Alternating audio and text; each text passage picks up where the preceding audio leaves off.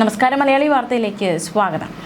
നവകേരള യാത്രയ്ക്കിടെ മുൻ മുഖ്യമന്ത്രി പിണറായി വിജയന്റെ ഗൺമാനും സുരക്ഷാ സംഘവും KSU യൂത്ത് കോൺഗ്രസ് നേതാക്കളെ മർദ്ദിച്ച സംഭവം. ഈ സംഭവവുമായി ബന്ധപ്പെട്ടുള്ള നിയമ നടപടികളൊക്കെ പുരോഗമിക്കുകയാണ്. ഇതിനിടയിൽ കേസിലെ SIT അന്വേഷണം തിരുവനന്തപുരത്തെ ADGP ഓഫീസിലേക്ക് നീങ്ങുകയാണ്. ആദ്യഘട്ട അന്വേഷണം അട്ടിമറിക്കാൻ ADGP ഓഫീസ് കേന്ദ്രീകരിച്ച് നടത്തിയ ശ്രമങ്ങളുടെ കൂടുതൽ തെളിവുകൾ ശേഖരിക്കുകയാണ് ലക്ഷ്യമിടുന്നത്. മർദ്ദിച്ചെന്ന കേസ് നിലനിൽക്കില്ലെന്ന റഫർ റിപ്പോർട്ടാണ് ആദ്യ അന്വേഷണ സംഘം കോടതിയിൽ നൽകിയത്.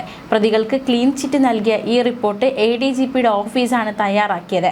അന്വേഷണ ഉദ്യോഗസ്ഥൻ പെൻഡ്രൈവിലാക്കി കൈമാറുകയുണ്ടായി. കേസ് ഡയറി ഈ ഓഫീസിലെ 2 ഗ്രേഡ് SIമാർ ചേർന്ന് ഇത് തിരുത്തി എന്നാണ് SITക്ക് വിവരം കിട്ടിയത്. അതായത് പ്രതികൾക്ക് ക്ലീൻ ചിറ്റ് നൽകിയ റിപ്പോർട്ട് ADGPയുടെ ഓഫീസ് തയ്യാറാക്കിയതാണെന്നും അന്വേഷണ ഉദ്യോഗസ്ഥൻ പെൻഡ്രൈവിലാക്കി കൈമാറിയ കേസ് ഡയറി 2 ഗ്രേഡ് SIമാർ ചേർന്ന് തിരുത്തലുകൾ നടത്തിയിട്ടുണ്ട് എന്ന SIT കണ്ടെത്തൽ ഏറ്റവും നിർണായകമായി മാറുകയാണ്. ADGP MR അജിത് കുമാറിന്റെ നിർദ്ദേശപ്രകാരമാണ് ഇത്തരത്തിൽ തിരുത്തലുകൾ വരുത്തിയതെന്നാണ് ഈ ഗ്രേഡ് SIമാർ SITക്ക് മൊഴി നൽകിയത്. പ്രത്യേകിച്ച് നേരത്തെ നമ്മൾ അറിഞ്ഞ സംഭവമാണ്. കരഞ്ഞുകൊണ്ടായിരുന്നു ഈ ഗ്രേഡ് SIമാർ, അതായത് ഉന്നതർ നൽകിയ അടിസ്ഥാനത്തിലാണ് ചെയ്തത് എന്നതടക്കമുള്ള ഒരു മൊഴി നൽകിയത്. കേസ് ആദ്യം അന്വേഷിച്ചത് ആലപ്പുഴ ജില്ലാ ക്രൈംബ്രാഞ്ചാണ്. ആലപ്പുഴ ജില്ലാ ക്രൈംബ്രാഞ്ച് DYSPയും SIയും ഓഫീസിലേക്ക് വിളിച്ചു വരുത്തിയെന്നും അവരുടെ റിപ്പോർട്ട് തിരുത്തിയ ശേഷം കൊടുത്തു എന്നുമാണ് ഗ്രേഡ് SIമാർ നൽകിയിരിക്കുന്ന മൊഴി. അങ്ങനെയെങ്കിൽ തിരുത്തിയ റിപ്പോർട്ടിൽ എന്താണ് ഉള്ളത്, അതിൽ യഥാർത്ഥ വിവരം എന്താണ് എന്നതടക്കമുള്ള കാര്യങ്ങളൊക്കെ അതിലേക്കൊക്കെ എത്തേണ്ടതായിട്ടുണ്ട്.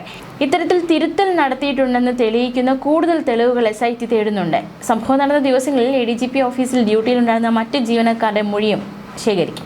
CCTV ദൃശ്യങ്ങളടക്കം പരിശോധിക്കും. റിപ്പോർട്ട് തിരുത്തിയ ഗ്രേഡ് SIമാർക്കെതിരെ അച്ചടക്ക നടപടി ശുപാർശ ചെയ്യും. അതേസമയം നവകേരള യാത്രയ്ക്ക് നേരെ പ്രതിഷേധിച്ച AD Thomas MLA youth Congress സംസ്ഥാന സെക്രട്ടറി അജയ് ജുവൽ കുര്യാക്കോസിനെ മർദ്ദിക്കാൻ ഗൺമാനും സുരക്ഷാ സംഘത്തിനും ആരുടെയെങ്കിലും നിർദ്ദേശം കിട്ടിയിരുന്നോ എന്ന കാര്യവും SIT വ്യക്തമായി പരിശോധിക്കുന്നുണ്ട്. അത്തരത്തിൽ ആരെങ്കിലും നിർദ്ദേശം നൽകിയിട്ടുണ്ടെങ്കിൽ ആ വ്യക്തിയും പ്രതിയാകുമെന്ന് തന്നെയാണ് അന്വേഷണത്തിന്റെ പോക്ക് കണ്ടിട്ട് മനസ്സിലാക്കാൻ സാധിക്കുന്നത്. അത്തരത്തിൽ നിർദ്ദേശം കിട്ടിയിട്ടുണ്ടോ എന്നത് അന്വേഷിച്ച് കണ്ടെത്താനായി പ്രതികളുടെ മൊബൈൽ കോൾ വിവരങ്ങൾ ശേഖരിക്കുന്നുണ്ട്. തെളിവുകൾ ശേഖരിച്ച ശേഷം പ്രതികളെ വീണ്ടും ചോദ്യം ചെയ്യാനാണ് പോലീസ് നീക്കം. അതേസമയം ഈ സംഭവവുമായി ബന്ധപ്പെട്ട് തിരിച്ചറിയൽ പരേഡ് നടത്തുക എന്നൊരു ലക്ഷ്യം അന്വേഷണ സംഘത്തിനുണ്ടായിരുന്നു. AD തോമസ് MLA, അജയ് ജുവൽ കുര്യാക്കോസ്, കേസിലെ സാക്ഷികൾ എന്നിവരെ വിളിച്ചു വരുത്തും. പോലീസ് മർദ്ദനം നടന്ന സ്ഥലത്ത് പ്രതികളെ എത്തിച്ച് തെളിവെടുപ്പ് നടത്തിയേക്കും. ദൃശ്യങ്ങൾ പകർത്തിയ ചാനൽ ക്യാമറ അംഗത്തെ ഉൾപ്പെടെ വിളിച്ചു വരുത്തുക എന്ന ലക്ഷ്യമുണ്ടായിരുന്നു. ക്രൈംബ്രാഞ്ച് ഓഫീസിലാകും തിരിച്ചറിയൽ പരേഡ് നടത്തുന്നത്. മുഖ്യമന്ത്രിയും മറ്റു മന്ത്രിമാരും സഞ്ചരിച്ച ബസ് ആലപ്പുഴ ജനറൽ ആശുപത്രിക്ക് സമീപം എത്തിയപ്പോഴാണ് യൂത്ത് കോൺഗ്രസ് KSU പ്രവർത്തകർ കരിങ്കൊടി കാണിക്കുകയും തുടർന്ന് മർദ്ദനമുണ്ടാവുകയും ചെയ്തത്. മുൻ മുഖ്യമന്ത്രി പിണറായി വിജയന്റെ ഗൺമാനും സുരക്ഷാ സംഘത്തിലെ അംഗങ്ങൾ ഉൾപ്പെടെ 5 പ്രതികളും ആലപ്പുഴ ക്രൈംബ്രാഞ്ച് ഓഫീസിൽ ചോദ്യം ചെയ്യലിന് ഹാജരായിരുന്നു. കേസിൽ പെടുത്തിയതാണെന്നും വേട്ടയാടിയെന്നും പിണറായി വിജയന് സുരക്ഷാ ഭീഷണി ഉണ്ടായിരുന്നെന്നും പിണറായി വിജയന്റെ ഗൺമാനായിരുന്ന അനിൽകുമാർ മാധ്യമങ്ങളോട് പറഞ്ഞു. മുൻകൂർ ജാമ്യത്തിലെ വ്യവസ്ഥ അനുസരിച്ചാണ് പ്രതികൾ ചോദ്യം ചെയ്യലിന് ഹാജരായത്. മാത്രമല്ല, സംഭവത്തിൽ പ്രതികൾക്കെതിരെ നരഹത്യാ ശ്രമത്തിന്, അതായത് IPC 308 കുറ്റം ചുമത്തി അന്വേഷണ സംഘം കോടതിയിൽ റിപ്പോർട്ട് നൽകിയിരുന്നു. എന്തായാലും അത് നിലനിൽക്കില്ല എന്ന് കോടതി വ്യക്തമാക്കിയിരുന്നു. അവർക്ക് മുൻകൂർ ജാമ്യം അനുവദിച്ചിരുന്നു.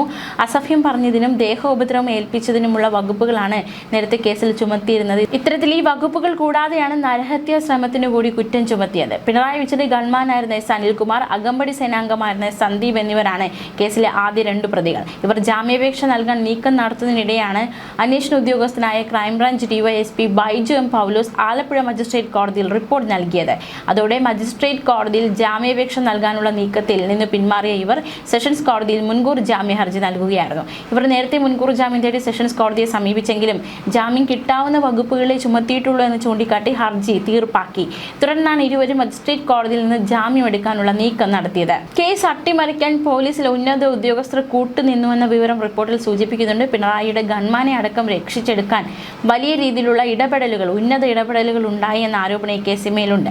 യൂത്ത് കോൺഗ്രസ് പ്രവർത്തകർക്ക് മരണം വരെ സംഭവിക്കാവുന്ന തരത്തിലുള്ള മർദ്ദനമാണ് നടന്നത്.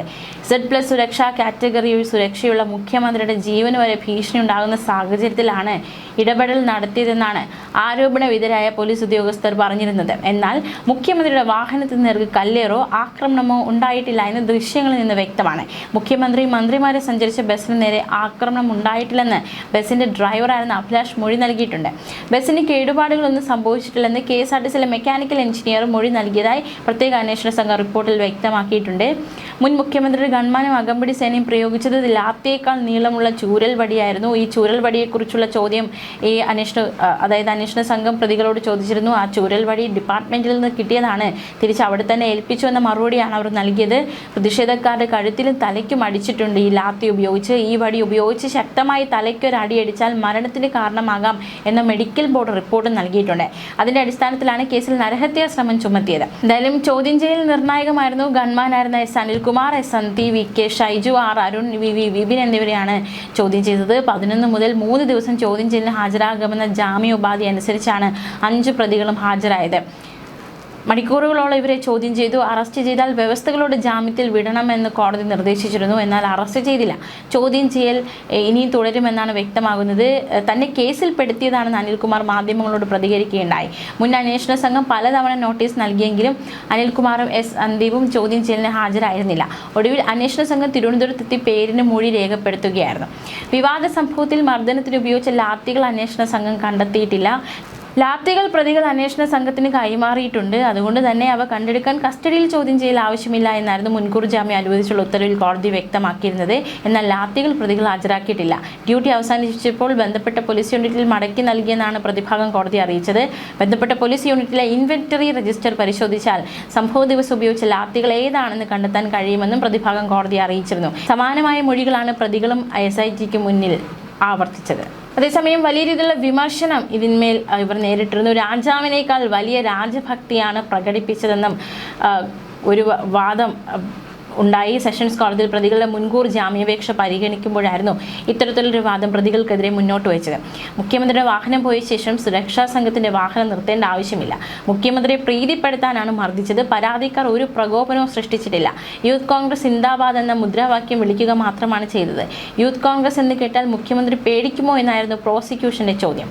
ഔദ്യോഗിക ജോലി ചെയ്യുന്നതായി ദൃശ്യങ്ങൾ കാണുന്നില്ല.